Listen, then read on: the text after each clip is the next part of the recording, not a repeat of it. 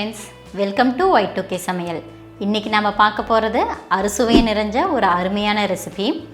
மாங்காவை use பண்ணி பச்சடி இன்றைக்கி நம்ம செய்ய போகிறோம். இந்த பச்சடி கேரளாவில் செய்கிற ரொம்பவுமே ஃபேமஸான ஒரு பாரம்பரிய ரெசிபி. பச்சை மாங்காவை யூஸ் பண்ணி செய்கிற இந்த பச்சடி தயிர் சாதத்தோடு சாப்பிட்றதுக்கு ரொம்பவுமே அட்டகாசமாக இருக்கும். செஞ்ச உடனே காலியாகக்கூடிய ரொம்பவுமே டேஸ்டியான மாங்காய் பச்சடி செய்கிறது எப்படின்னு பார்க்கலாம். அதுக்கு முன்னாடி நம்ம சேனலை இன்றைக்கி தான் நீங்கள் ஃபஸ்ட் டைம் பார்க்குறீங்கன்னா சேனலை சப்ஸ்கிரைப் பண்ணுங்கள். கூடவே பக்கத்தில் இருக்க பெல் ஐக்கனையும் கிளிக் பண்ணுங்கள். இப்போ வாங்க வீடியோக்குள்ளே போகலாம்.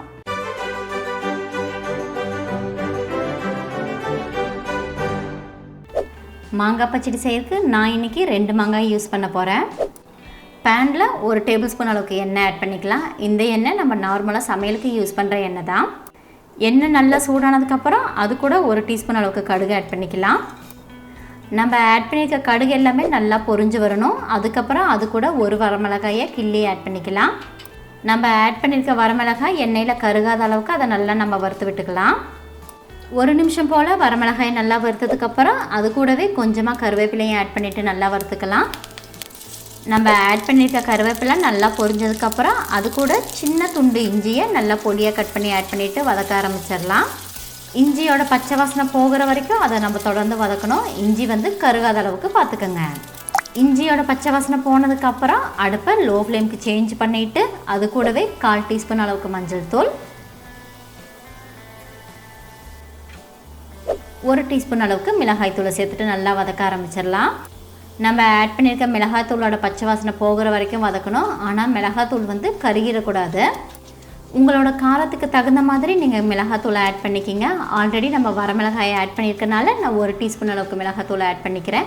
உங்களுக்கு காரம் அதிகமாக வேணும்னா இன்னொரு வரமிளகாய் கூட நீங்கள் கூட ஆட் பண்ணிக்கலாம். மிளகாத்தூளை நல்லா வதக்கினதுக்கப்புறம் நம்ம எடுத்துருக்க மாங்காயோட தோலை சீவிட்டு அதை நல்லா பொடியாக கட் பண்ணி ஆட் பண்ணிக்கலாம். இந்த பச்சடி செய்கிறதுக்கு நீங்கள் யூஸ் பண்ணுறது எந்த வகை மாங்காவாக இருந்தாலும் சரி, நீங்கள் யூஸ் பண்ணுற மாங்காவோட தோல் ரொம்ப மெலிசாக இருந்துச்சுன்னா தோலோடு நீங்கள் கட் பண்ணி ஆட் பண்ணிக்கிங்க. மாங்காயோட எல்லா பாகத்துலேயும் நம்ம ஆட் பண்ணியிருக்க மசாலா நல்லா மிக்ஸ் ஆகிற மாதிரி நல்லா கிளறி விட்டுக்கணும். 1 நிமிஷம் போல் எண்ணெயில் மாங்காவை நல்லா வதக்கினதுக்கப்புறம் அது கூட 1 டீஸ்பூன் அளவுக்கு உப்பு ஆட் பண்ணிவிட்டு நல்லா மிக்ஸ் பண்ணி விட்டுக்கோங்க.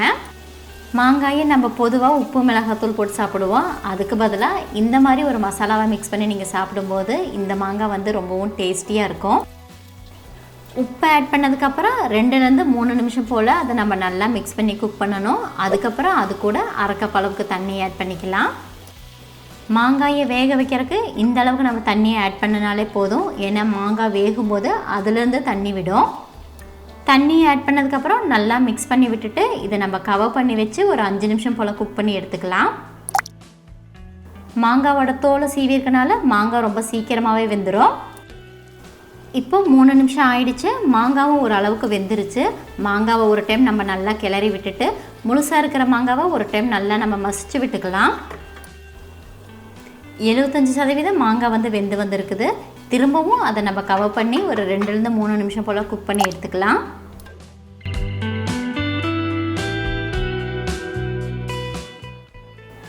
மூணு நிமிஷம் ஆயிடுச்சு. நம்ம ஆட் பண்ண தண்ணி எல்லாமே நல்லாவே வற்றிடுச்சு. அதே மாதிரி மாங்காவும் நல்லாவே வெந்துருச்சு.